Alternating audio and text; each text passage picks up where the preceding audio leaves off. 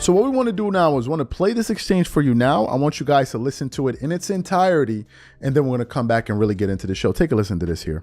We all agree that this play was unacceptable, but in general, this is still competition. That's my biggest mistake. You're right, guys. Shannon ain't gonna say I look at other people as I see myself. Shannon ain't. Oh my God. Go ahead, Shannon ain't gonna say it, but I'm. Shannon ain't gonna say it, but I'm gonna say it. The word is resentment, and I'm talking about what I feel about this whole conversation. Nobody said all.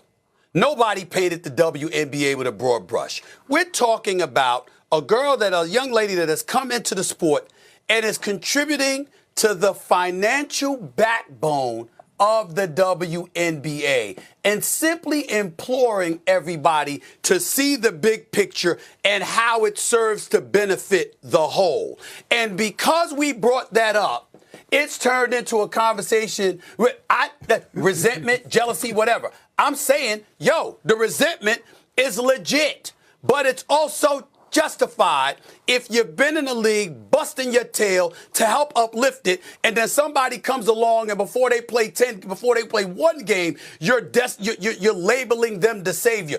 A lot of people, a bunch of men would feel resentment towards that too.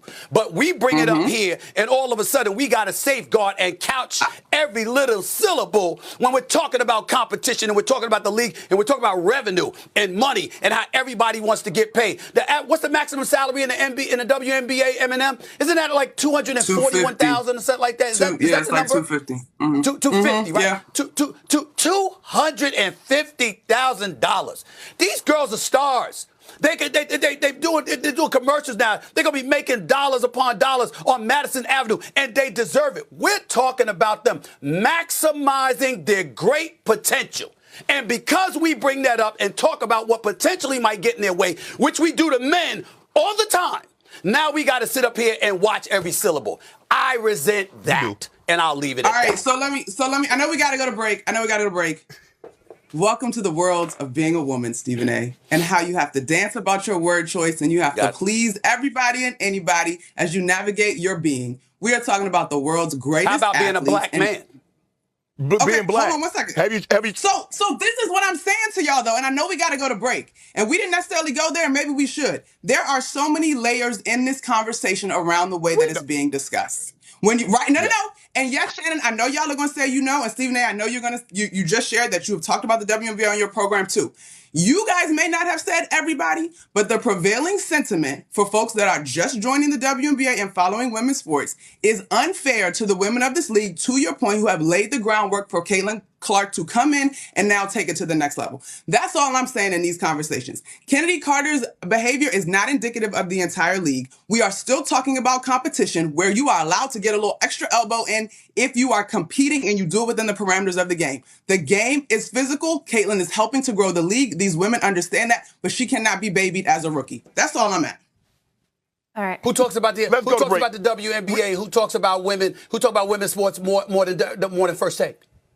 Stephen A., respectfully, with your platform, you could have been doing this 3 years ago if you wanted to. Wow. All right, we got to go. You guys. So did you say that you're my guy, but who does more than Stephen us? A., I'm talking to you. Wow. Don't do that. I'm talking to you about the power that you have. Okay. I'm talking to you. Okay. All right, let's. You're my guy, but I'm talking to you. Guys, I really appreciate you my girl, but you've missed a lot of episodes of First Take. You missed a lot. Stephen A., 3 years ago, you would not talk about the W at this level. Don't do that. Guys, Nobody was, Monica. You making Stephen A's point, Monica. Monica, you making Stephen A's point. Please let me do my job. Please let me do my job. We've gone for 40 minutes straight. It was a riveting discussion. I have to get into commercial break. So you heard what was said here. Look, there's a whole lot to unpack here. First of all, let's start from the end. Towards the tail end there, I don't know if you guys heard it, but there was a part where Monica called out Stephen A. Smith, and he was floored. And you can see he was really taken aback. And she was like, Stephen A. Smith, to keep it 100 with you, this job that you're doing now, you could have been doing it years ago. 3 years ago, you could have been talking about the WNBA, but all of a sudden today you're talking about it.